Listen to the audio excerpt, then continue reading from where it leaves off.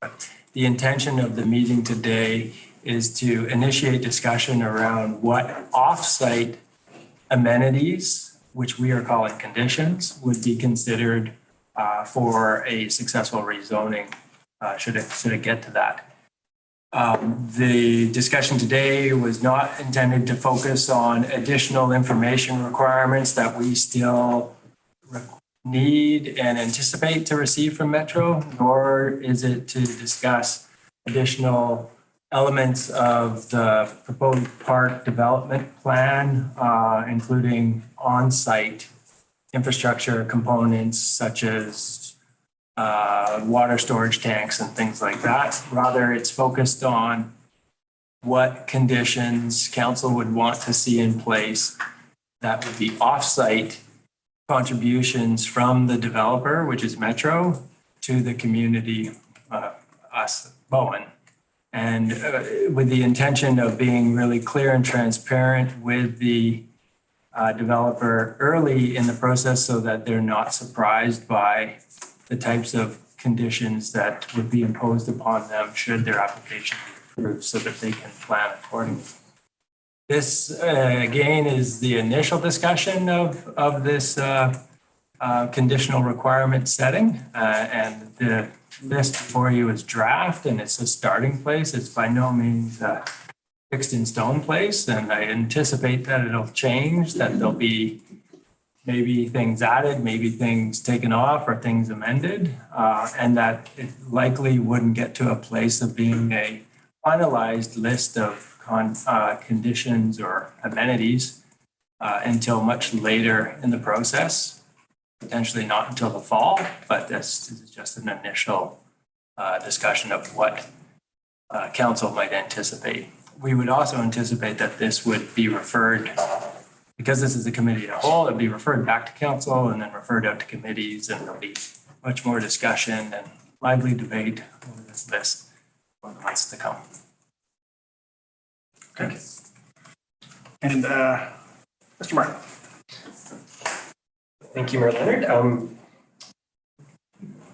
right, so some of this first slide just goes over again what our CAO has said, that staff seeking clarity from council on some elements of this rezoning and the associated bylaws, to focus on off-site conditions of a rezoning to mitigate potential impacts. So not necessarily discussing those elements of the on-site or the ongoing studies that are underway. Staff have prepared this list of potential conditions and requirements to offset the proposed development to serve as a starting place for council's discussion. And then, as our CAO said, recommendations from this meeting would be considered by council at their next meeting discussing this application and then included in the referrals of the bylaw. So as council knows, council gave first reading to the bylaw when they last considered it, but did not refer the bylaw for referrals until we've received certain information from Metro Vancouver. And so then we would anticipate that any recommendations from this meeting would be included in those referrals for council discussion. And so wanting to have this initial discussion at this point so that it can be included in those referral discussions. And as you'll see from the list that we've generated, some of them are more relevant to certain committees, and we felt that they would want to know council's initial direction on those elements as they discuss the application. So what I have is just slides going through the elements that are in the spreadsheet, and just to sort of give some visuals to associate with that spreadsheet, with those items. So the first one being the multi-use path. This is just the image from the transportation plan showing the multi-use path, and just to highlight, the multi-use path is currently constructed to Artisan Lane. There's grant funding in place for construction to Charlie's Lane, and there is a developer who is funding the portion through Grafton Lake from the new road Forester Lane to Harding Road. And currently unfunded is the section Harding Road to Bowen Bay Road and from Charlie's Lane to Grafton Lake. And then the other flag is that the transportation plan has the multi-use path end at that intersection of Adams and Bay Road and not continue down Whitesale to the park itself. It's discussion staff have had, and we welcome council input and probably the Transportation Advisory Committee recommendation in terms of should the park proceed, is the desire for the multi-use path to extend down Whitesale to the park. And that's something probably that the Transportation Advisory Committee would be recommending when we were there, if that's the goal of that, the developer would be funding construction of the multi-use path down Wednesdale or not. But it's something that's not considered in our transportation plan. And without this development, there'd be a staff and committee discussion or council and community discussion about where the multi-use path would extend once we get to Bowen Bay Road. What's the next priority? Is it to continue to Whitesale or continue to Bowen Bay or Blue Water or start a new branch to Miller Point? The transportation plan doesn't go that direction at this point. It was saying the next discussion in the spreadsheet is this idea of these before, but the idea being that there's sort of 4 classes of assets that we have at CRC. Municipal trails through the park, municipal road that would go through the proposed park, municipal trails that extend from the regional park, continue through private property, and sort of those internal trails, and then the Seawalk Trail and associated beaches itself along the western shoreline. And so the staff recommendation at this point would be council consider the transference of those first 3 categories. So trails through the regional park, trails that sort of go mostly or partly through the regional park and then extend through private property would be also managed by Metro, but that then would retain that Seawalk Trail area.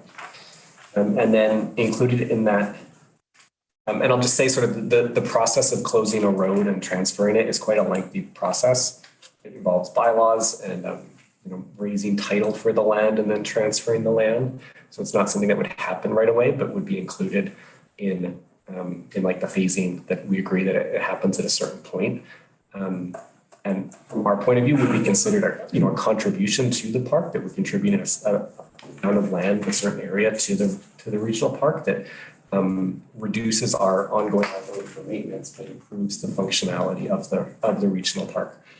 And so in that same vein, then the spreadsheet flags some existing roads that go through the park that don't have existing road dedications. So a long stretch of Mount Gardner Road goes through Crippen Park, and a small section of Green Road, again through Crippen Park, and then a section by the corner of Miller Road and Reed Road and Collins Farm Road. A corner of the road, again, goes through Crippen Regional Park. And so we would think then that in the process of closing the road of Cape Drive through the Cape Regional Park, that same process would involve road dedications of existing roads that go through Crippen Park as a common project. And that was the end of the spreadsheet. And I know council has more thoughts, but I just wanted to sort of guide that initial discussion. I'll stop sharing and pass it back to you, Mayor. Okay, thank you. So, clear my presentation screen off here. Council's task today is take a look at this list. I know everybody around the table has thoughts on what they'd like to see added. We've taken 2 rounds of committee referrals already. All of the documents that have been provided to us so far.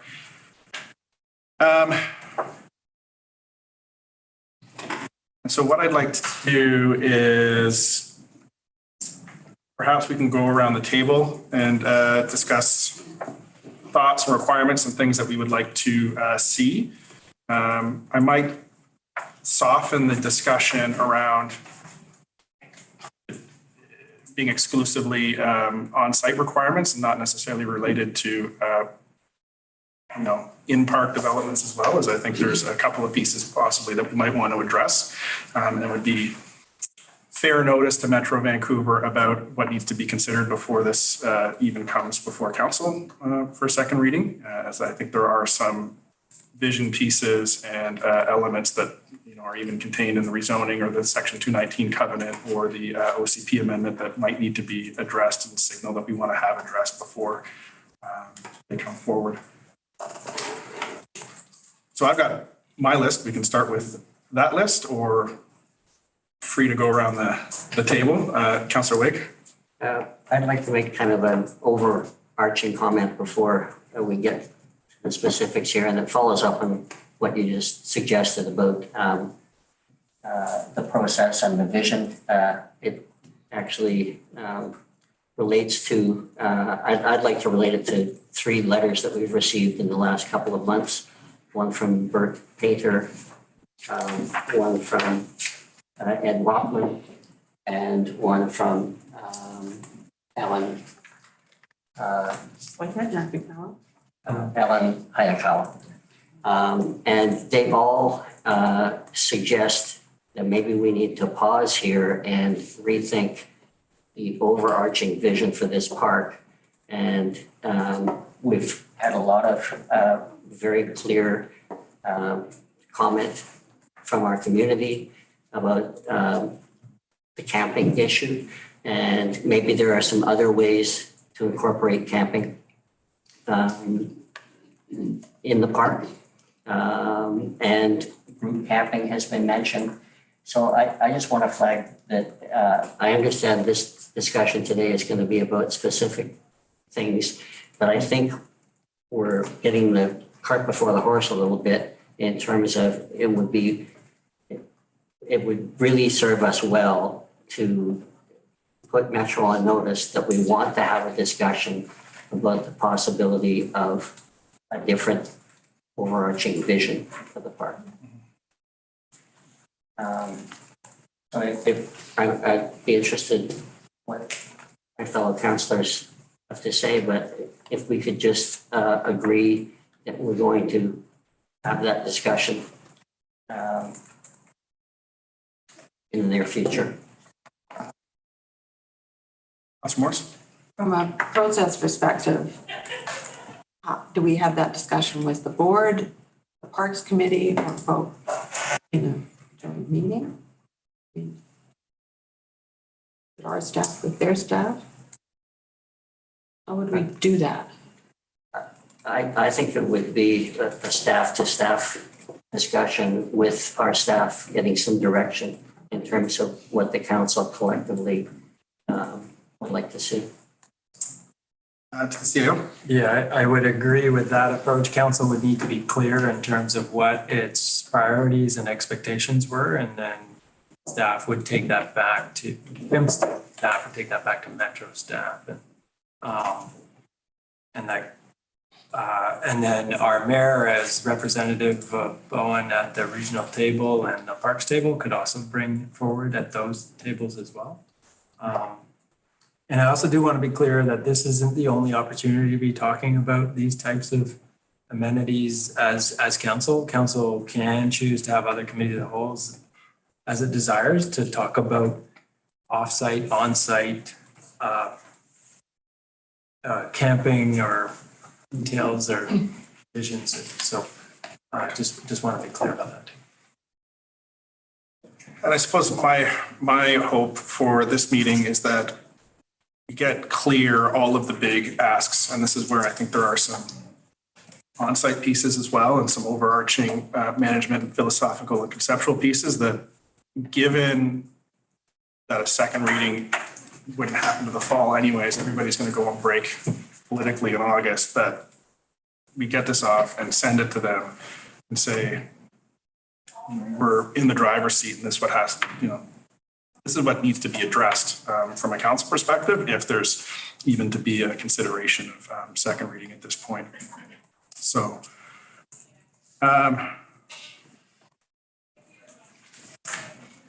that said,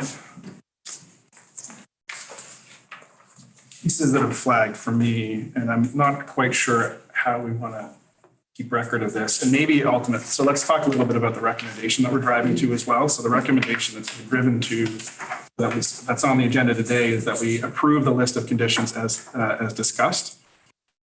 My suggestion is that the outcome of this, I foresee being a bit softer than that. So we get the list, and then we have staff take what's been discussed here and itemized on the list, and then put it all together in a report that's going to come back to council. We can approve that at a regular meeting. That might make sense. Otherwise, we're going to get really lost in the wordsmithing of specific pieces. Yeah, I would recommend that we just capture the ideas, and we can also have council share if you've got written lists, then share that with staff, and then we can consolidate and compile and bring it back. Okay.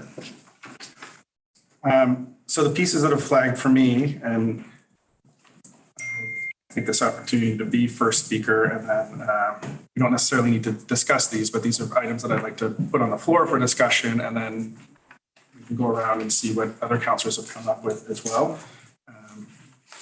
Chair. Yeah. Okay.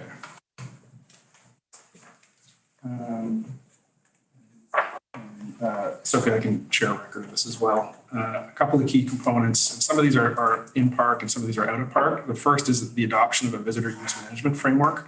So there's an incredibly helpful document that's been circulated around that was put together by UBC and delivered in partnership with Metro Vancouver called Measuring and Managing Park Carrying Capacity.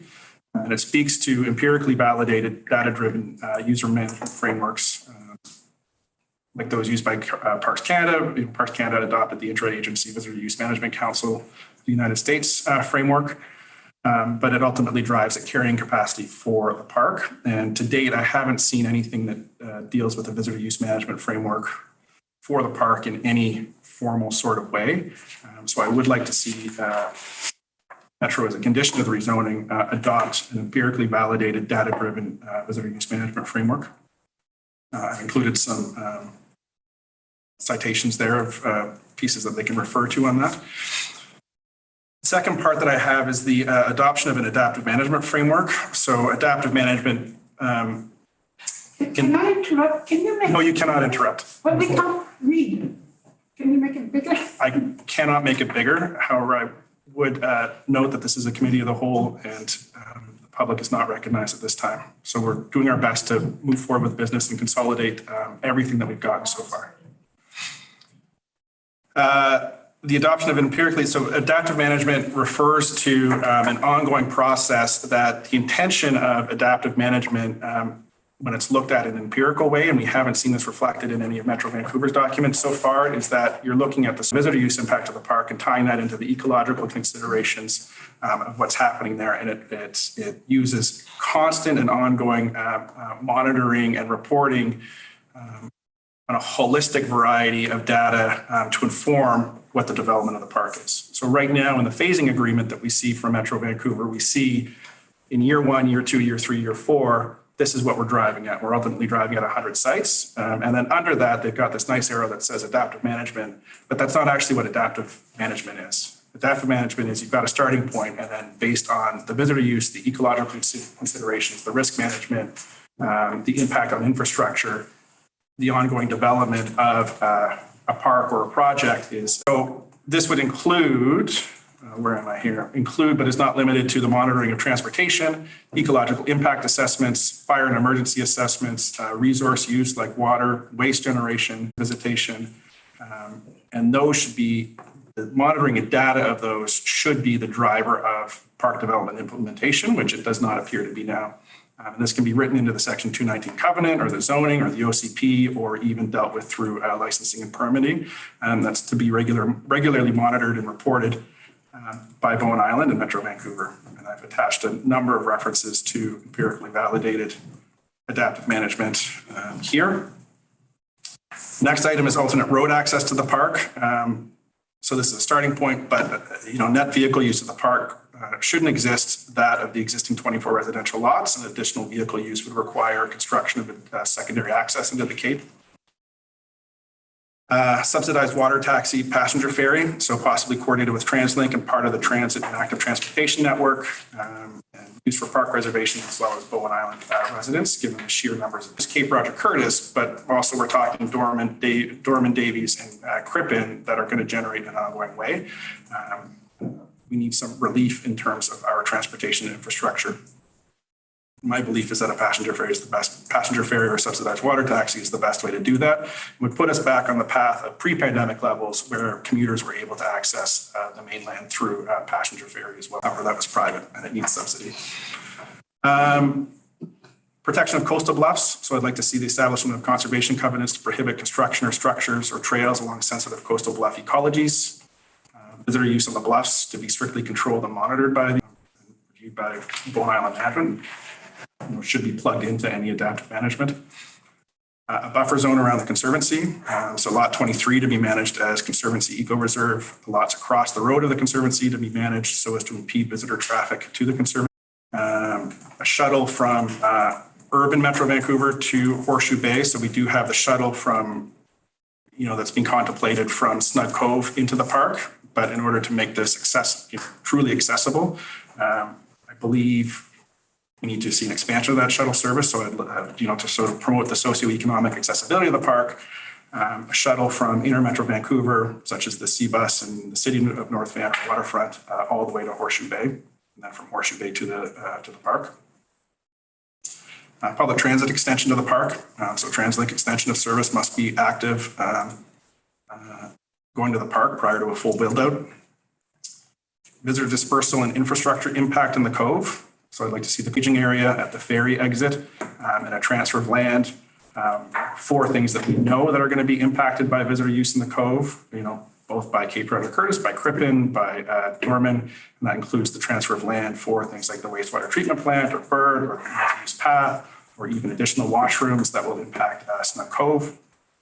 And all of this driving to a reduction in vehicle access sites. So I'd like to see vehicle access sites be reduced to under 10% of the non-group and non-tent cabin sites. And those vehicle access sites used exclusively for those with accessibility challenges. So that is what I've been in my cave mulling over. And so we can discuss these pieces, but maybe if councillors have additional pieces that they've been thinking of that aren't covered off by these, we could hear those and get everything out on the table and then have a discussion as to what our recommendations might be.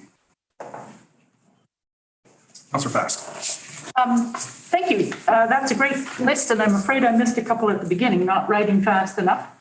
But I'm in favor of most of the things that you mentioned, and most of them are also, if I stumble around here a little bit going down my list, okay. That were put forward by staff. So the things like so this is in addition to yeah. So the 50% cost sharing of the multi-use pass still exists. right, good, because I think visitors are going to come, and we have to figure out ways to together, hopefully, to co-manage them. And so I think the getting to the point of fewer vehicle access sites so that it's for accessibility means that visitors are going to have to get there on foot or with transit or the shuttle and that kind of thing, but also by bicycle. And in my working life in parks, including with Metro Vancouver many years ago, 25 plus years ago now, but to get people from the city to come to Owen for a program, for one thing, they would always miss the ferry. And what I started to do was actually meet them down in Horseshoe Bay, ride with them on the ferry, make sure they got up to the top for that fabulous view. Anyway, the journey became part of the recreation program and excursion. And I think that's what we're looking at here. And so I'm glad to see that multi-use path part and what you're talking about in terms of the water taxi and those kinds of things.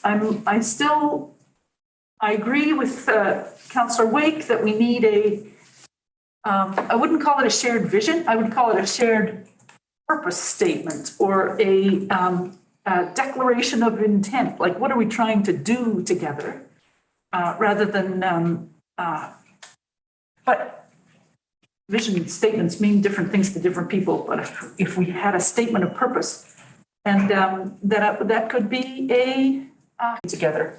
So that's my main thing. I also do want to bring up the idea of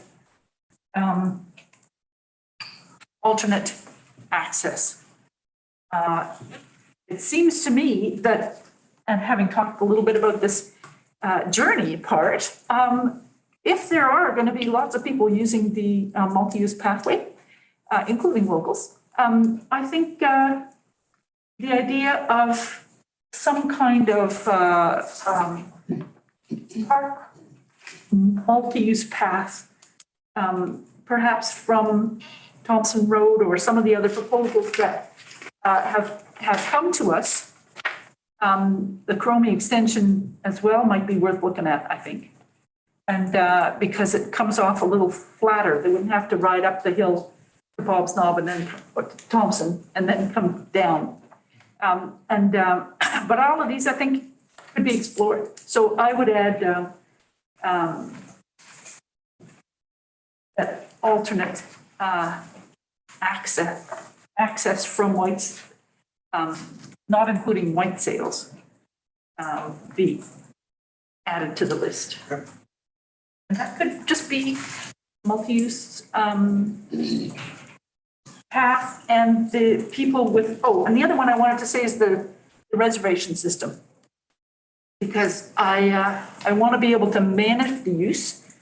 And I've been to a number of places that use a reservation system. We heard about it in a letter from Alan Whitehead as well. He was suggesting the system used at Rifle Wildlife Sanctuary, and I know I've used several.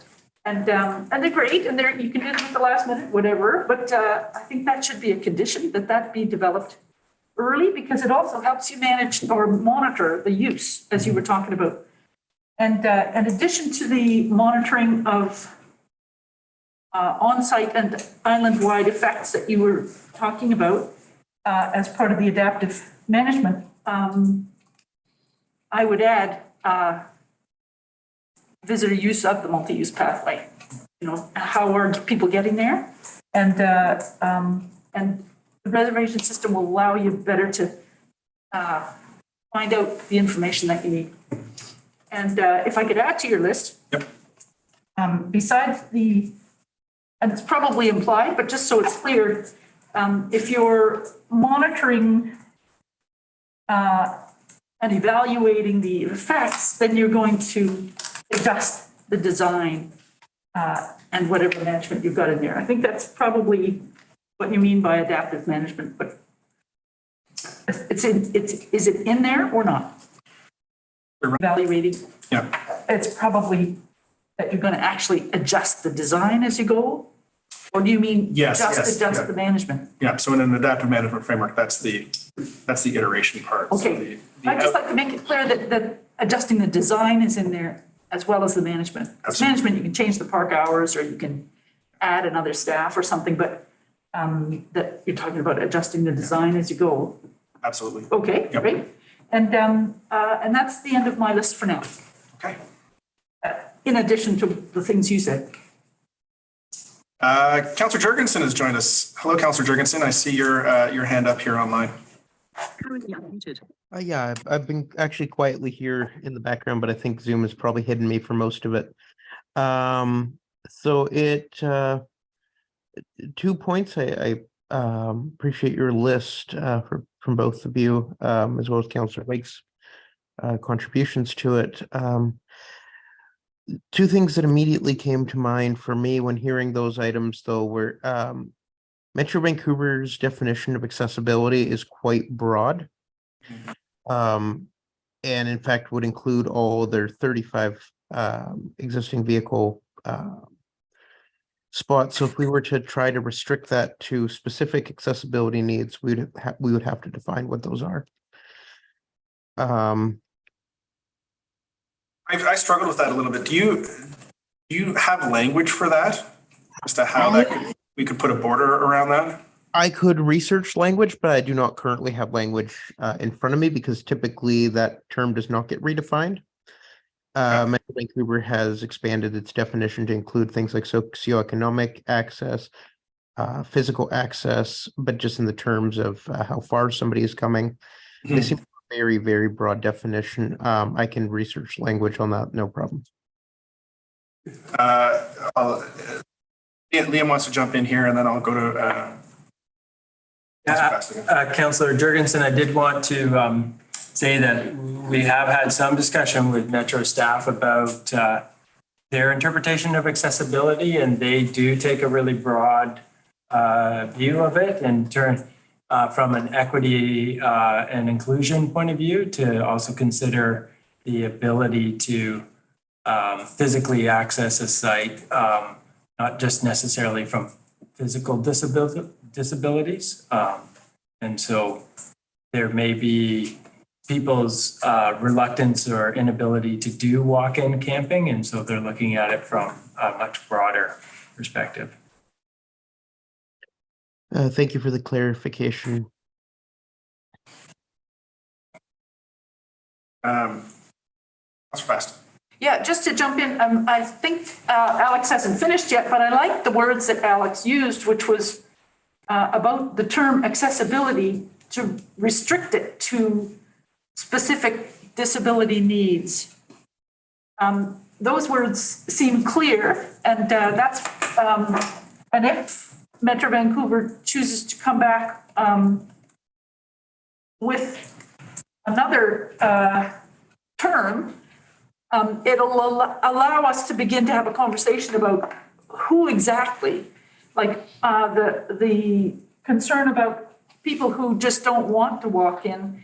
I don't think they should be in the category of they don't have specific disability needs. Anyway, that's just, your language was good and I didn't want to get into a whole different thing. I just thought you said it well, Alex. And I did want to add on to that to say that there is, I believe, other reasons why a person would need an accessible spot other than strictly disability. Mm-hmm. But looking at what those are, as they are defined by Metro Vancouver and as we would like to define them, we might need to just have some more specific language around that to make sure that it's capturing, not having unintended consequences of being more broadly used than anticipated. And the other piece that I think for me really kind of raised a question, and I don't know if this is feasible or within the municipality's ability to even do this, but if there was the ability to essentially use something like white sails for residents only, where anybody could walk or bike down white sails, but only residents could actually drive down it, to cut down on the car traffic at the very least. I don't know if that's a measure that the municipality can implement, at least as a stopgap to a second road access is constructed. I will look to staff to possibly answer that one. It's Liam here, Councillor Jurgensen. I think that would be very difficult to enforce, and very difficult to implement. It is a public road.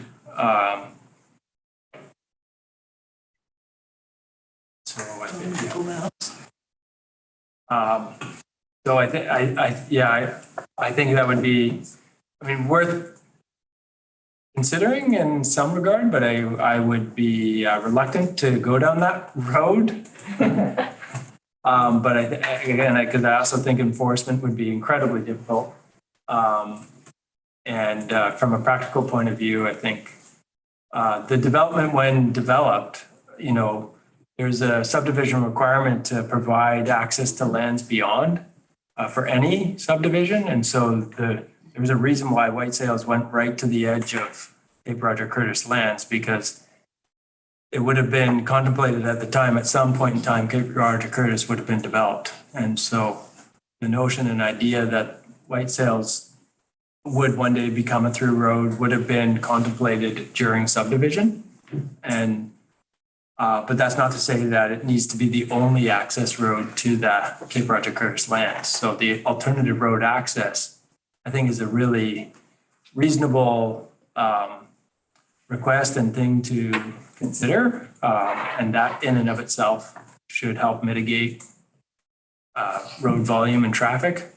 But looking at effectively privatizing a road or some sort of way of restricting access, I think would be really, really tough.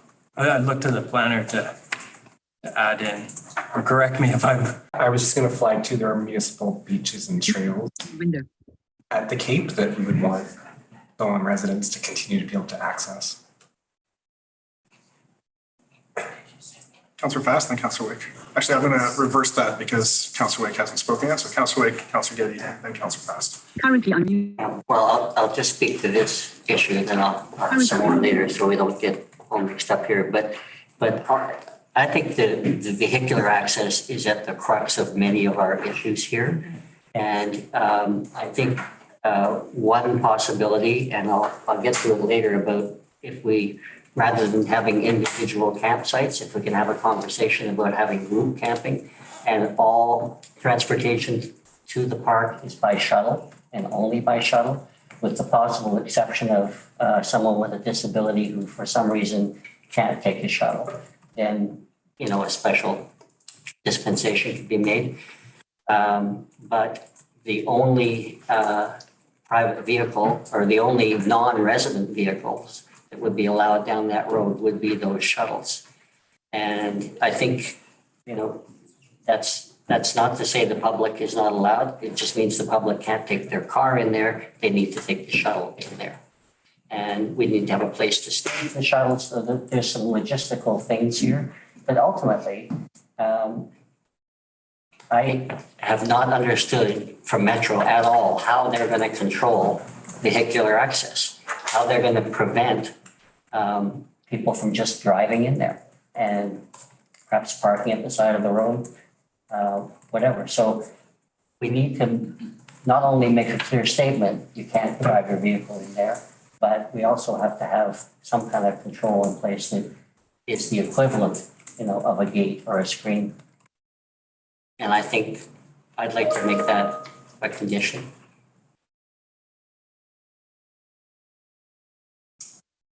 So if you were to put a succinct title on that condition. Particular access to the shuttles, to a shuttle system only for both residents and visitors. along where, along portions of road, like, Well, I think as Alex has suggested, or Councillor Dickinson has suggested, it would be somewhere near the entrance to White Sails. If people are, yes, it would be the entrance to White Sails. And along Reef Road as well. Because you can access White Sails from Tunstall via Reef Road and okay, so Reef Road runs between Tunstall and White Sails? Yes. So you could have a gate simply at Tunstall and White Sails. Reef, Two gates. Reef and White Sails, so that residents could still go up to the end of Reef Road. But Yeah, that's, yeah. I'm going to keep to the speakers list. So I'm going to go Councillor Yeah, Getty, you do it. Councillor Fast, Councillor Morris.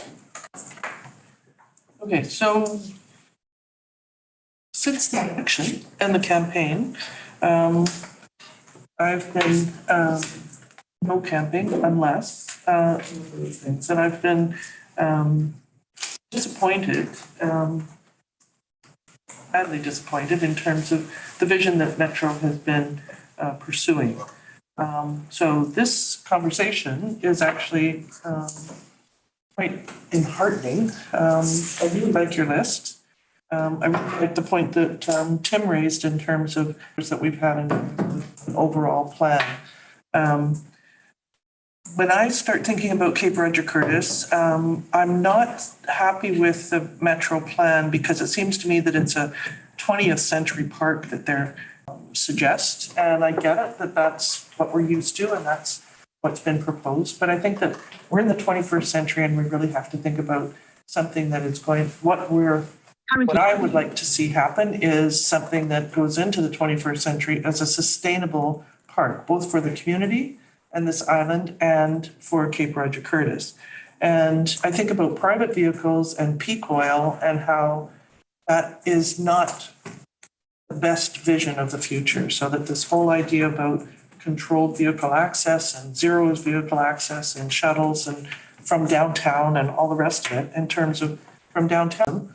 I think that we have real strong advantage in terms of figuring out a way of working. If we can get Metro to share our vision and start to work towards the same goals, we have their capacity and their help in terms of not dumping it on them that they have to solve the BC ferry problems or the pedestrian ferry problems or transit problems, but to help us in terms of understanding and working towards the numbers that are needed to capacity to find solutions. But and all in the whole idea of your carrying capacity studies and the adaptive management and how we control this so that we're not losing and damaging what we have. There's been enough damage out there already. So private vehicles is also the issue of pedestrian impact. If we have a whole lot of visitors and they're not staying on the trails or they're not using, they're wanting to go off and find someplace special to them. They don't necessarily recognize that they're trampling on something that only blossoms in the spring or can't rejuvenate itself. Once it's scuffed off, once the lichen is taken off the boulders, it never comes back.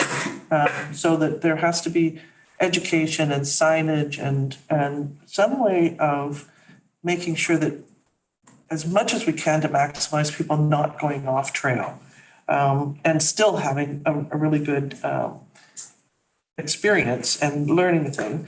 I also want to add that neither Metro or ourselves are talking about First Nations and Indigenous involvement. If we're talking about access to the park over Crown land, there's the whole notion that is becoming stronger every day in terms of land back and Crown land being a major part of the negotiations.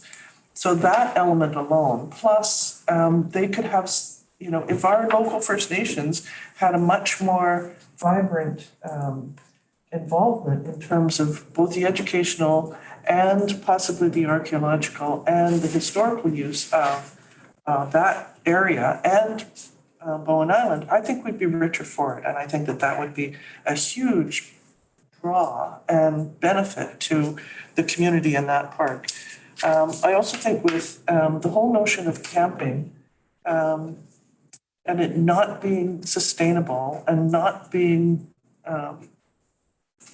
futuristic is that it just requires so much supervision in terms of making sure that people aren't flaunting the rules about fire and aren't flaunting the rules about garbage and or sewage or water use or any of the other things getting there, transportation. So the whole idea of 100 vehicle sites and so many group sites just seems to me to be unmanageable in terms of figuring out how we don't have bylaw officers. Metro doesn't want to supply all of those staff. Somebody was talking last night at the event about having a drone and having that go in on a regular basis, but there's still a problem of enforcement and supervision. So I think we need to think of what's the maximum amount of supervision, and I think the whole idea that Ellen is talking about and others have talked about in terms of group camping is, from our perspective, the most responsible in terms of being able to give maximum education and benefit to people that are coming as visitors, and we can rest peacefully that they're not going to be rogue campers. The very best of campers, plus the numbers. Even with a reservation system, they're advertising Apodaca as having 4 camping platforms, and apparently they're overloaded already. And there's boaters going by saying that there's tents off the pads and they're lining up on the bluffs, and they didn't take pictures, unfortunately, but apparently there's been a report of that. So we need to have some way of reassuring ourselves and the community that it is going to be people that will treasure the area as much as we do and not put the community into jeopardy. The other thing that was mentioned in one of the letters way back some time ago now is the whole issue of taking other animals in, whether it's, walking a dog off leash or, what that means to the existing conservation area. But, if my dog's walking around and just doing its thing and dumping feces and urine all over the place, then what does that do to the other animals in terms of, disturbing their habitat? So we need to, I don't think that's been mentioned at all, and I think that's a big one. And I know it's a soft spot or a sore spot for a lot of people in terms of dogs being part of their family and their kids, so, or equivalent. So I would add those items to your fabulous list. I'm glad you do your homework. So, But I want a sustainable 21st century park that has all of the things that you mentioned and a few others. so if we could just, what are the enumerated points on the list? Yeah, it's Because there was a lot in there. Well, I'll figure that out. Okay. Can you share that with us? Yes. Okay. If you'll share your list, I'll share mine. Okay, great. Just Sorry, one other thing. Yep. Fire. I don't think that's been sorted out in any of these lists. So emergency planning needs, one of the reports that we got late last week was about emergency services, and I think that it needs to be more detailed and spelled out. It's still pretty vague. Yeah, I had it in the And that's adaptive the management piece capacity. in the fire and emergency, risk management and monitoring. and again, the original intent was talking about off-site amenities and conditions, and so it's been discussed with Metro staff about fire management, and it's definitely on the table around with the discussions with our fire chief about what kind of on-site equipment and improvements would need to be there and things like that, but it's definitely high on the list. Just one piece that I did flag towards the end there, Judy, which I wanted to highlight for the CAO, was just some kind of enforcement agreement for bylaws, infractions, even RCMP being able to go into park or bylaw officers, because at this point, given the breadth of Metro Vancouver investments on the island and the use of those investments, our only option right now is to call the mainland and wait for a Metro bylaw officer to come by, or because park staff are not empowered to do that on island. Right. Councillor Morse. Oh, okay, all right. So a couple of clarifying questions, which maybe this one's for the planner. Your reference to coastal bluff covenants. I think there's covenants on most, if not all of those lots out there. Are they already coastal bluff covenants? There are some in place, but I without knowing specifically if there was a zone that the mayor was alluding to, my guess is that it's the shoreline bluffs where there are none at this point in time. Yeah. But there's a highly sensitive ecological area upland of the Hazar Creek Lane, which is within a covenanted area, but not the immediate coastal bluffs on the seaward side of that laneway. Okay, and reference to a shuttle bus from Vancouver. There's already the 257 Express from Vancouver. There's the 257 Express from Vancouver. However, knowing that Metro Vancouver is doing shuttle buses in other regions and imagining a family of 3, 4, 5 hauling all their equipment and kids in tow, Could they get on 257? could they get on? And if It's been the, empty most times I've seen it lately. yeah.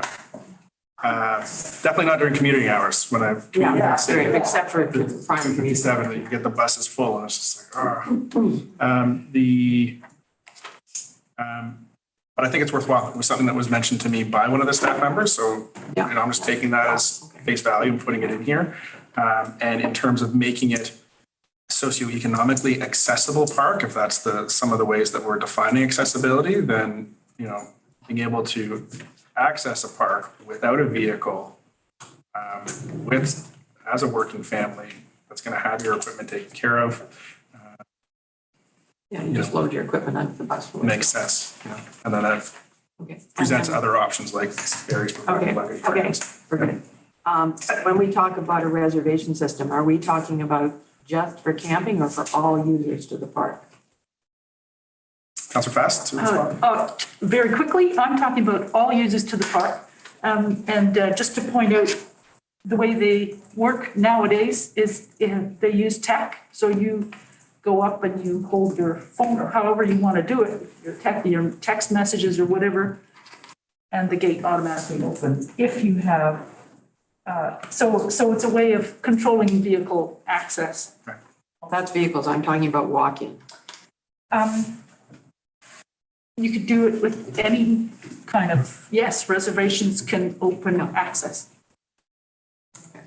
And I guess that's the other question about, I mean, there's a huge issue, I agree with car access and extra traffic on Whitesales. But I'm not quite sure how. So if you had a gate, then we're into what's called gated communities. And that's fine, you have, everybody has either the code to punch in, or as some of the gated communities I've visited, there's a little guard in a kiosk house at the gate that allows you to come in, or, you know, visitors and all that sort of stuff.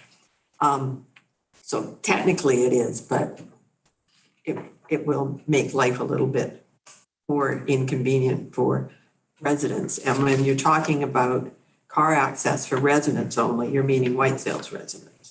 This is not my suggestion. No, I'm the council. You're the because- I'm sorry, I can't help looking. You all know the development. White sales residents. Well, and the people that live further down on the Cape, right? Yeah. And There are other homes. yeah, and so Whitesales it's and Whitesales Cape and residents. Cape residents. Okay, that was, yeah. And so the locals that are used to going out there right now and parking and walking around will have to change their habits. But there'll be a shuttle provided. And then that brings me to my next question. As a local, where do I go to catch the shuttle? Where's the parking going to be for that? So these are all things that need to be worked Yeah, out. yeah. And what we need to do here is just make it a condition that those things are going to get worked out. Okay, but if you don't throw in parking for the locals that use the shuttle, that have to now use the shuttle to get there. Yeah. You know, and where's the shuttle going to stop? Is it going to stop at the bottom of Sunset? So you can, yeah, I think you have to throw all, just thinking about all those issues. Can I offer an answer to that one? Yeah. One possibility is the park and ride that already exists at the West Side Fire Hall. Yeah. That could be a final shuttle stop. But the shuttle could be the shuttle that, Yeah.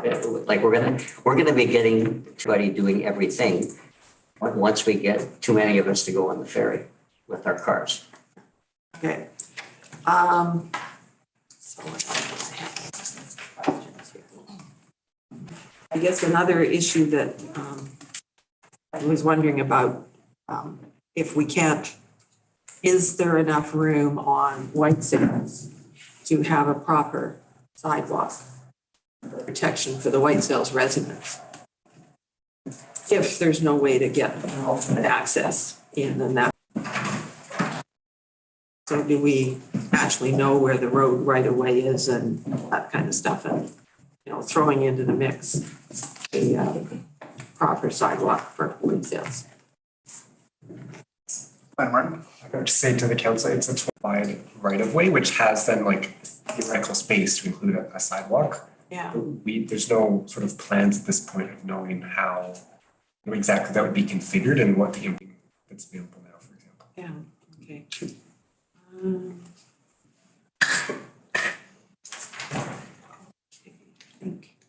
And I think fire has to be a separate issue, not rolled into the adaptive one. And then I guess the last one is, which came up at the housing committee, we don't have employees and it's hard to find. So assuming Metro might end up with more full-time staff, they are going to need housing. So in this, do we maybe leave one lot out of the park or make it such that housing could be created, 4 or 5 houses for employee housing in the park land? The other. Give your little summary? Yep. Thank you. I would just say, Councillor Morse, the bylaw as it is now includes staff housing for one. Yeah, but that's not enough, I don't think. Depends on the That's, type of, unless it's like a multi. yeah, that's sort of for the person who's on duty, but maybe somewhere off in the far end, so they're not really, or thing that came up at the Housing Advisory Committee that there wasn't, they shouldn't be added to the list of employees looking for housing when they're already overtaxed, not available.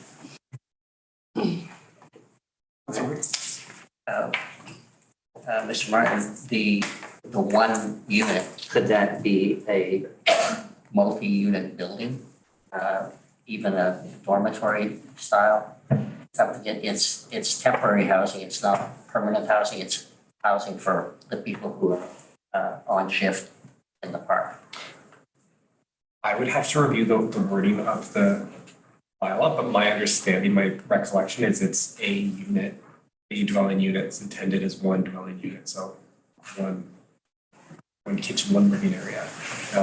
Our bylaw has like flexibility for people to design a house, so multiple people, there's multiple roommates in a building, but the intent is one unit. I'm thinking families, like this is clearly going to require more than one full-time employee. And they might want to live and work live on where they're working, and they have spouses and children. Housing for them, and not add more not taxing, but, further exacerbate the problem we already have with lack of amenities.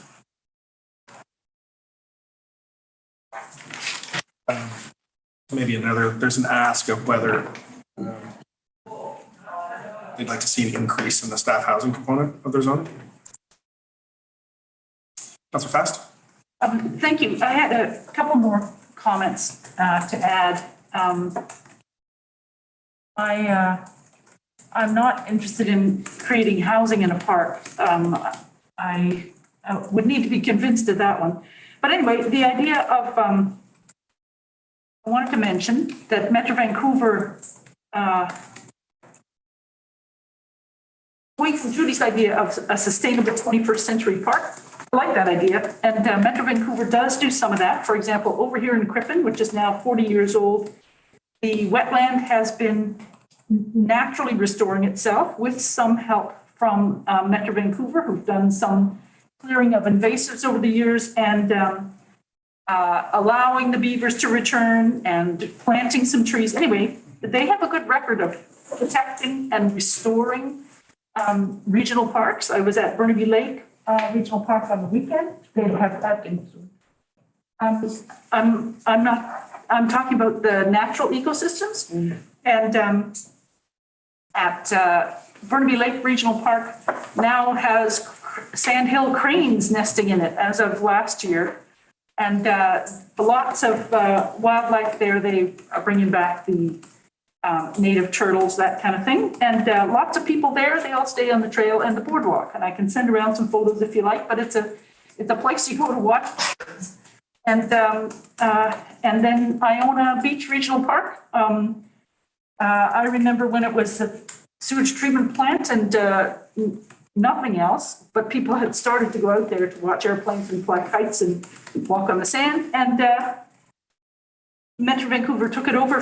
So far, they've restored huge areas of it, and they removed the invasive plants, and they have fences up to keep people off the dunes, and it's all working very, very well. The snow geese have moved in there in the winter the last couple of years to sit on the beach, and people do approach them, and the snow geese still choose to be there. So it's a wildlife friendly examples, a few examples for people that might help. I think Metro Vancouver takes it very seriously. They put a lot of money into it too. A couple of more things I wanted to mention. I think the first phase of development should be longer than the 2 years, I think is in the plan. Maybe it's 3, but it should be 3 years minimum. This is another example, another suggestion from Alan Whitehead in an earlier letter. reconciliation future is a good one to put out there, that this park can help meet that kind of goal, whether it's a vision or the statement of statement of purpose that we could co-work together towards. And I like the idea of, now that the whales have returned to Howe Sound, and the lift that it gave everybody, like a positive future is possible. The idea of citizens embracing this delightful low carbon future, and coming here from the densifying areas of urban world, I think all of that are bigger picture things that we should include in that condition about shared statement of purpose. So anyway, those are my additions. Thank you.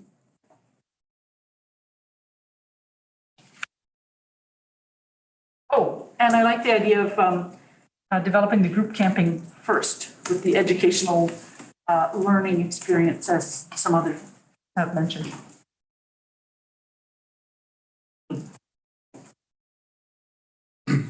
Part of this sounds like, if I'm to sum up, there's updates to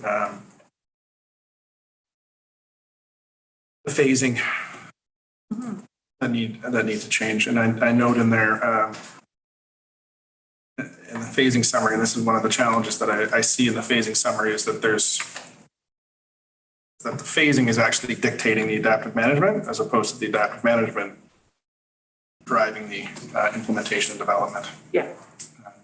That's going to be where they start. Yes. Yeah, I think the adaptive management is really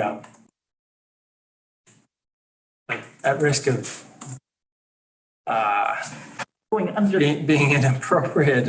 It's tokenism, because it isn't really adaptive. It's literally just a phased-in approach. I don't think there's any intention to changing the phasing in based on any criteria or impact. It's literally just a phase-in. But I did talk with the CAO about specific performance measures to achieve a true adaptive management approach over the winter, and there was perceptiveness at that level. Right. I think Councillor Jurgensen. Oh, Councillor Jurgens, is your hand up? Currently unmuted. No, sorry, I just forgot to put down from the last question.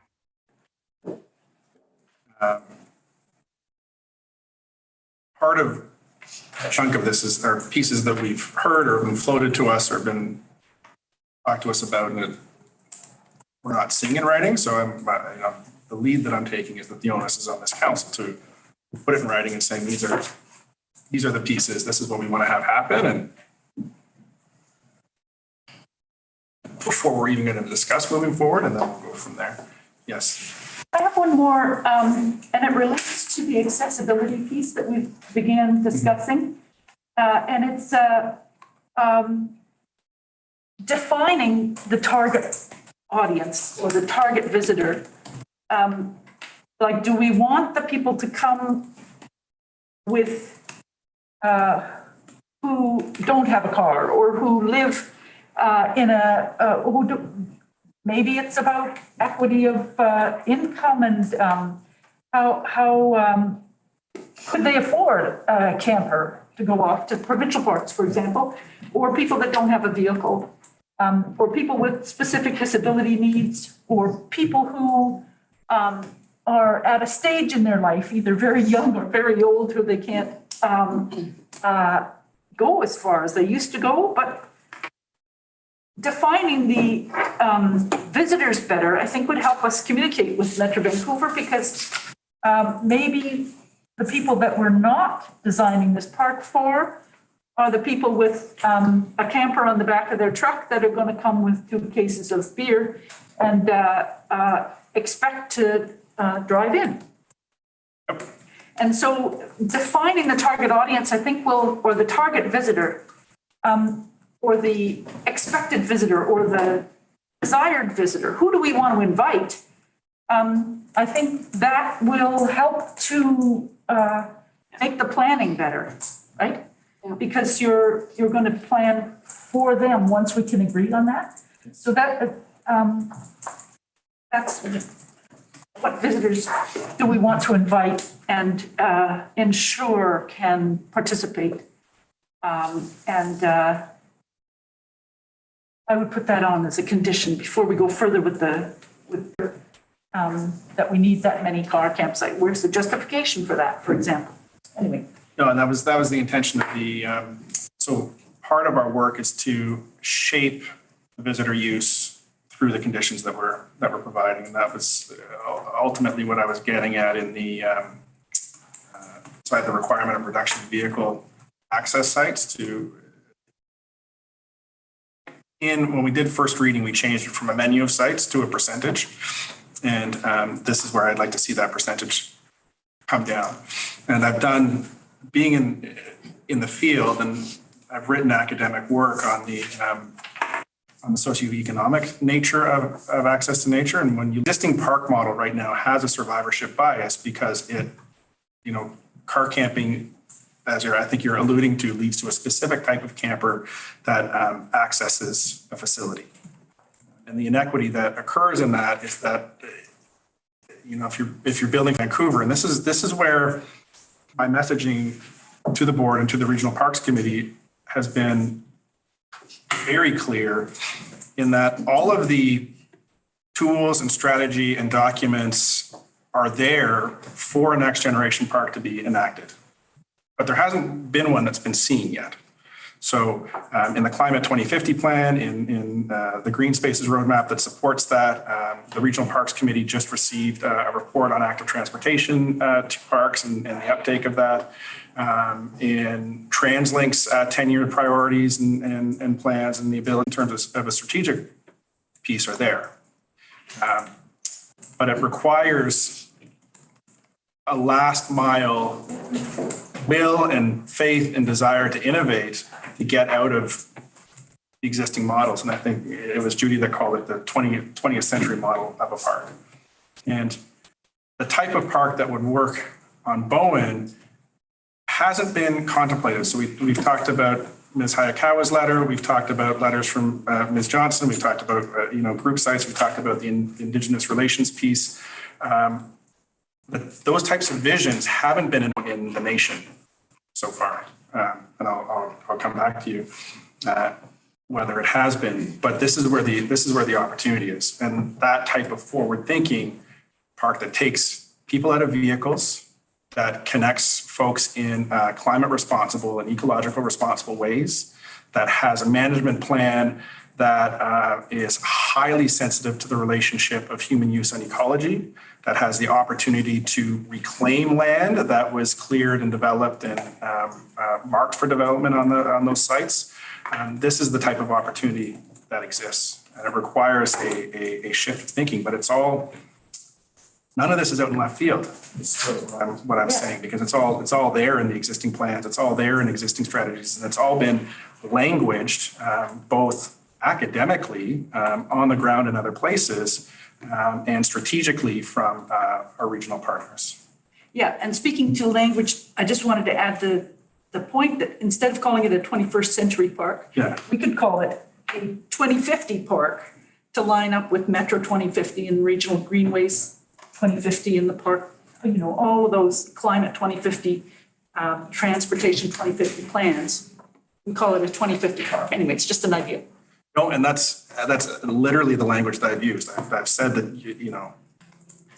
I don't know why we're going in this direction. I've said this at an open meeting. I don't know why we're going in this direction, but given all these considerations, the one that I just laid out, there's no reason why we couldn't have a 2050 or 2075 park in the next couple of years.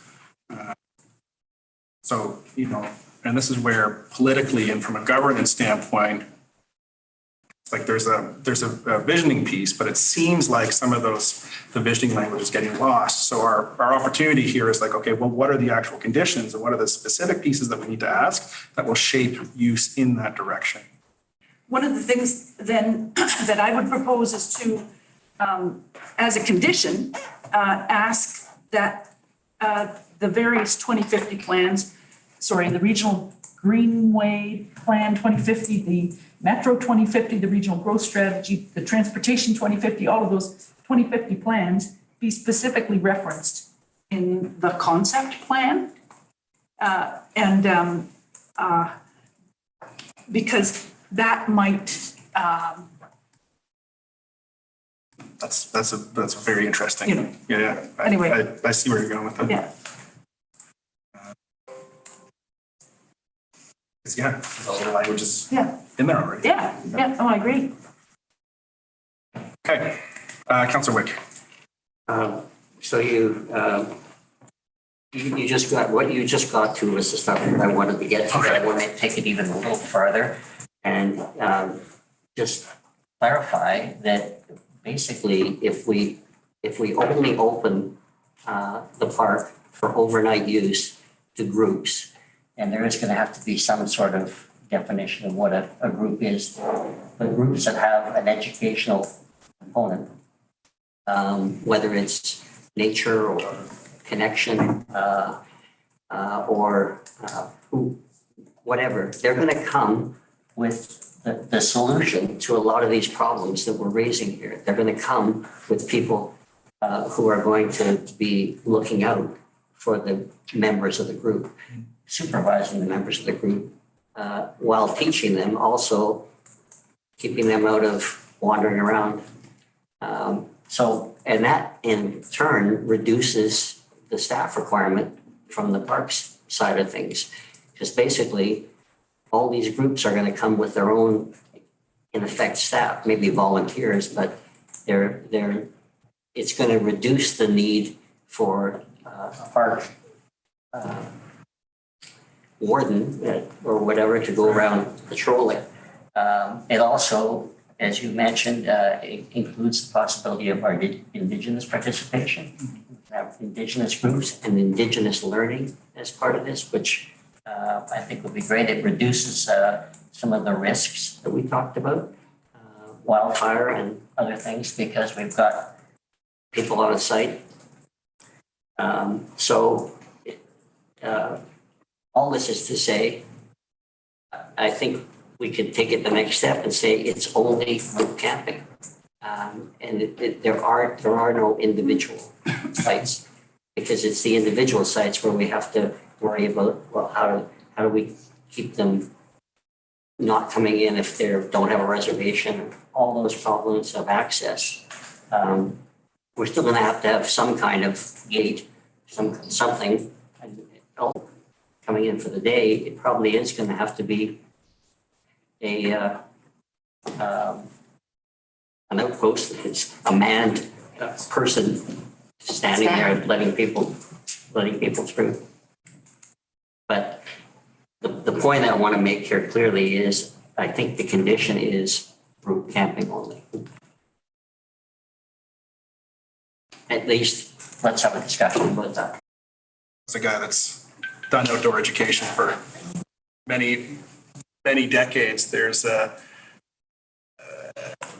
controlling school groups and you know the impact. So depending on where I want to go here, so Depending on who the group is. it depends on who the group is, and then from Councillor Fast's piece is getting sort of an avatar of what your ideal user of the park is.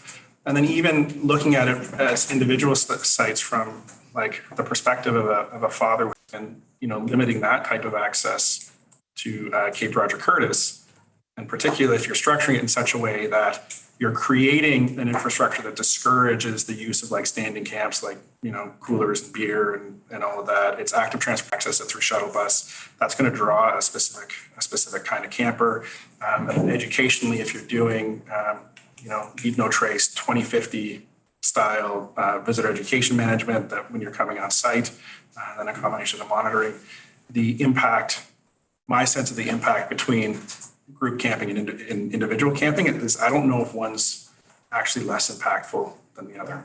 You know? And those types of organizations are also served by, you know, just as car camping is served by other players in the region, right? So, which is why I don't necessarily buy the idea that that accessibility means that it has to be by car because there's other places, many other places drivable and more easily drivable from Vancouver where you can do that.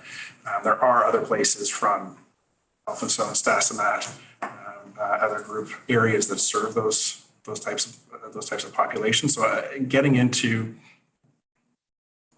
and I'll throw this out to council, but my own take on like whether we should have a condition that's specifically geared towards group camping or individual camping, without seeing more of the, like sending this back and seeing more of what the plan is going to be, or whether they're going to be like, you know what, Bowen Islanders are nuts. This is going to be way too much. We're not going to touch this at all. Isn't something that I could commit to right now.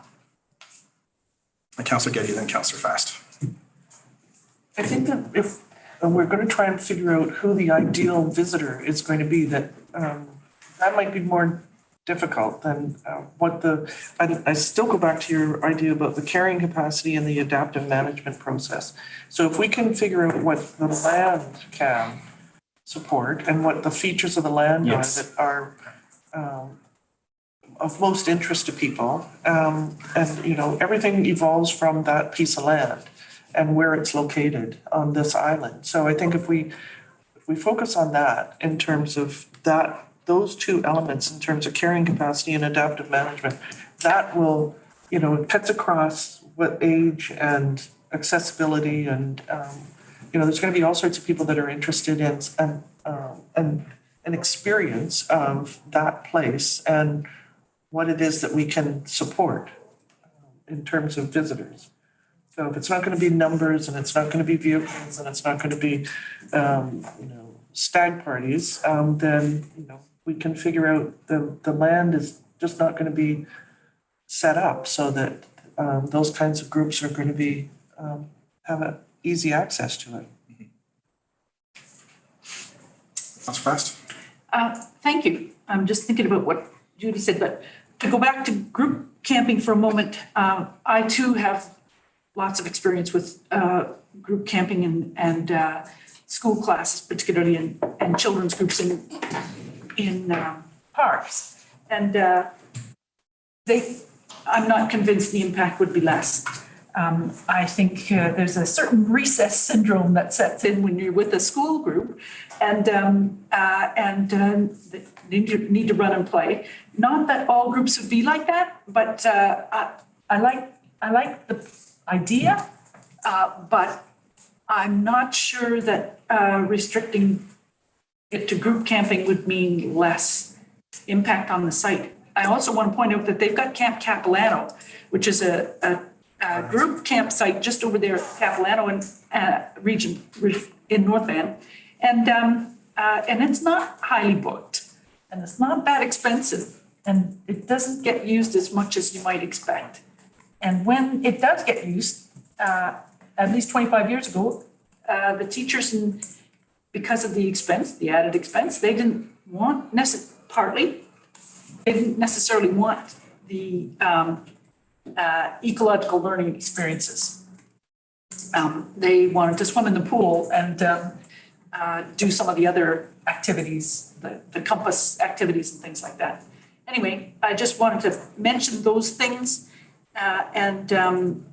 With regard to the land and how that impacts which visitors you invite, that's another one of those iterative planning processes where you go around and you say, well, what are the features of the land that could attract which people, and which ones of those would also help the island and the other visitors and the land. Anyway, it goes back and forth and you plan. It reminds me of the former People, Plants and Places tour that Bowen Island historians did for years as a fundraiser. And that was all, as I heard from one of the organizers, Lois Myers-Carter, anyway, she talked about it as who do you want to invite? Because you don't want to create problems for your community through your fundraising efforts, and you want it to be a success for the people that come and for the people that are hosting, which I would call the community in our case. So it does depend a lot on the land, both who wants to come to those feature spots and who are there spots where you can absorb the impact that won't, that aren't so sensitive. And those kinds of things, part of the planning too, has to be iterative in terms of narrowing it down to what will improve the park visitor experience and what will help the nature and biodiversity recover and go on into the future through climate change and all the other things that are going to happen. That's my speech. Sorry, it went on too long. Thank you, Councillor Fast. Can I have one Councillor Wake, yeah. quick thing? So when I talk about groups, it doesn't have to be just school kids out for recreation with their teachers. I'm thinking about the hiking club and the nature club at the school and the volunteer parents who would go volunteer, father wanting to go with kids. They can be part of those groups. And so getting to what is it on the land that we want to focus on and protect and have them. So let's invite the people who are already demonstrating being interested in those values. Then I think it comes with some management on its own.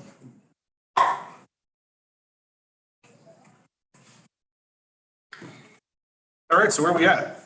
About 100 on that list? Who's taking the notes? I guess that's Sophie. Well, so there's, okay, so let's clean this up from a process point. So we've got a bunch of different recommendations here.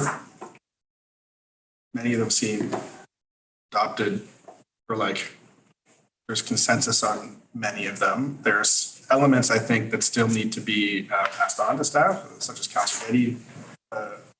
You mentioned getting in touch with Liam to enumerate your list. Once you share yours, she'll share hers. Okay. I think that was the deal.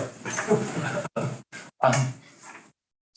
yes, I think what I heard early on is that staff will consolidate everything that we've heard here today. Look at your list and build that in, circulate that amongst council, and bring it back to perhaps the next regular council meeting, if possible. Is that too tight, or do you want to go July 12th? July 12th might be easier. And then council can then consider that for referrals out to committees. I mean, originally, we were thinking get it on the 26th in the hopes that we would be referring out the additional Metro Vancouver information that's coming in on that 26th meeting. We can certainly refer out multiple times at different meetings. Okay, so the intention is that the Metro Vancouver information that's come in is going to be parsed and reported on The 26th. On the 26th. That's the plan. We're still waiting for at least one report. But might not make it in time because we need that ideally Friday. That's the transportation Update. But the concept plan and a couple other reports have come in, and so the intention was to bring those forward to council with staff's initial comments on the 26th, and ask for council to refer them out to committees. And include this as part of that report. Doing this on the first July meeting also works too, doing this part of the report. Especially if we don't get the transfer, and that wouldn't be coming until July anyway. So, and there's no reason why we can't do 2 rounds of referrals because the committees themselves will. Have we heard anything? So on Metro Vancouver side, they are still talking about a phase 2 and phase 3 of engagement, public engagement. Their thinking is that they would want all of their reports to have been referred out to committee prior to initiating phase 2. they were thinking about initiating phase 2. So July 12th would work. July 12th would still work, should still work with that plan of theirs to initiate phase 2 of their engagement. Right. Is it the 12th or is it the 10th? I think it's the 10th. The 10th. Yeah, the 10th, but, yeah, so we haven't seen any details about what phase 2 engagement might look like, but we have talked about, making sure that we cross-reference calendars, of special events, so that we're not conflicting with things like BowFest and other types of events. Right. So I do think that we could synthesize this information for the July 10th meeting, and we're more likely to have a better response, update with the transportation report for that 10th meeting. Right. And then ask council to refer that out to committees. Committees would then be given until, September. well, we'd want the responses back by perhaps the end of August or early September to council for those responses in September. Right. And that, would then inform council's direction on where to go with second reading. Councilor Getty. We've got, Sophie sent out that agenda planning document yesterday, and we've got 10 staff reports already set for June the 26th, and 2 of them set for July the 10th. So that looks like it's open. But realistically, if we're getting a load of information on the 10th of July that is going to be referred out to committees, are we expected to have committee meetings and reports back for September 11th? That creates a very busy August. That's very hard to figure out meeting times. Yeah, some of the September 25th, more likely. It's completely empty at this point. yeah, some of the committees won't actually meet until September. Yeah. So it may be the second September meeting. Yeah. After the Union of BC municipalities. Yeah, which I think would be better too, because there'll be a flurry of activity in September in the run up to the UBCM as well. Right. June 26th is very busy. Well, I also worry about, And if we're because something like this should be collated and available for the first publication of the agenda. Right, well, when it's first published, the agenda? Yeah, because we would be doing agenda planning tomorrow, and then the agenda would go out on Published on Monday. Monday. Or the 26th. So would we be able to collate all this in Monday or time Tuesday? for Monday? Or Monday, that'd be tight. Yeah. Right, because Sorry, one I of. thought we were talking about July 10th. Yeah. Yeah. Yeah, okay. July 10th makes the most sense. Yeah. And I believe it would make sense. We can refer the ultimate list. So if it's prepared, and I'm just riffing here. So apologies, this isn't a regular council meeting, so we're just riffing on process here. Is this gets collated, put together, circulated, yeah, because there's just not going to be enough time for the 26th if we've got to email back and forth and whatever else. Like, I'm tired of the rush on stuff here. There's a lot to read too. Yeah, it's a lot to read. So this comes back on the 26th. Public will have lots of time to comment on it. But on the 10th. On the 10th. Yeah. Sorry.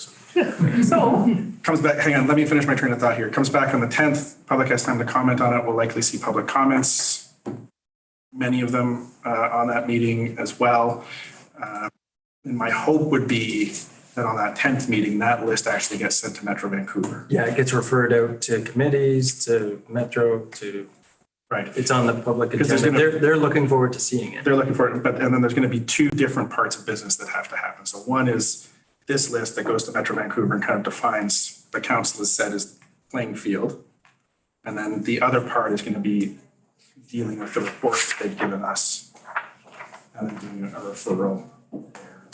We would like the reports to be referred out to get feedback from committees, but we'd also like this list to be referred out to get feedback from committees as well. So when we're sharing this list of conditions that council has identified, we would be sharing it with Metro saying, here's the list of conditions that council has identified, but we expect feedback from our committees still. So it's not a finalized list, but we would expect to see some movement and adjustments on Metro's side of planning and development as they move forward to try to come in with their second reading. Right. Which would be happening in the late September meeting at the soonest. And Daniel, don't hesitate to jump in. I would just add, I guess, that I know Metro Vancouver staff are, watching these meetings, so it's kind of indication of council's direction, even though we won't have a published list, they'll have heard the discussion, heard the direction the council is seeking, and so we may have feedback from them in advance of that. Great. And then if Metro Vancouver staff are watching, I would highly suggest that some of this come back to the Regional Parks Committee meeting on July 5th, the discussion as to vision and strategy of the park and what parts are flexible and what parts are not, such that everybody gets on the same page. Councillor Fast. Thank you, and I'm just, instead of vision, because that puts it into objectives. And this is what we're aiming for, and then you can set targets and you can measure and monitor against, are we meeting what our objectives are? Anyway, I have a motion. Sure. And I'll just trot it out here, see if this is right, that the committee of the whole requests staff to collate the list, the conditions identified at the June 14th, 2023 committee of the whole meeting relating to the proposed rezoning of Metro Vancouver owned land at Cape Project Curtis. That's mostly what's in the recommendation for discussion and referral at the July 10th council meeting. July 10th regular meeting of council. Something like that. Anyway, I just thought that might help us move along. Second. Any discussion on the motion? It just says referral, doesn't say referral to who exactly and everything. It's just trying to describe the process. Right. Okay. The only amendments I would maybe have is change request to direct. Sure. And then in front of referral, put the word committee. Okay. Yeah. And do you want to say Metro Vancouver as well? Oh yeah, committee and external referrals. Okay. Is that would pick up Islands Trust as well? Yeah, so it just gives us that broad blanket to determine what committees and what external organizations are going to do. Great. Okay. You got that, Sophie? External. Okay. So for the beginning part, I was wondering if it wouldn't be simpler to just say direct staff to update the draft list of condition requirements to reflect the comments and input received at this meeting. May I suggest, Yes. okay, a list of conditions discussed at the June 14th, 2023 Committee of the Whole, and report back to council at the July 10th, 2023 regular council meeting for committee and external referrals. Yeah. Sounds good. Don't need any reference to this meeting for the comments. There is reference. No, I didn't think, I thought you just, The list of conditions discussed at the June 14th, Oh, 2023 Committee of the Whole meeting. So we'll do that by unanimous consent. Is there any objection to amending the original motion as read by the corporate officer?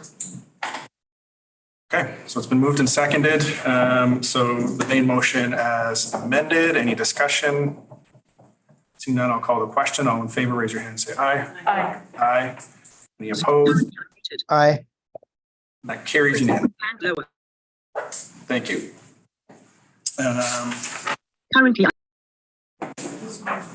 And last, I will look for a motion to adjourn. So moved. Moved by Councillor Morse, seconded by Councillor Getty. Any discussion? Seeing none, all in favor, raise your hand and say aye. Currently unmuted. Carries unanimously. Thank you, everyone. That was a session. I appreciate everyone being here, and we'll take a break now in our workshop. And it's early. That's early. Good.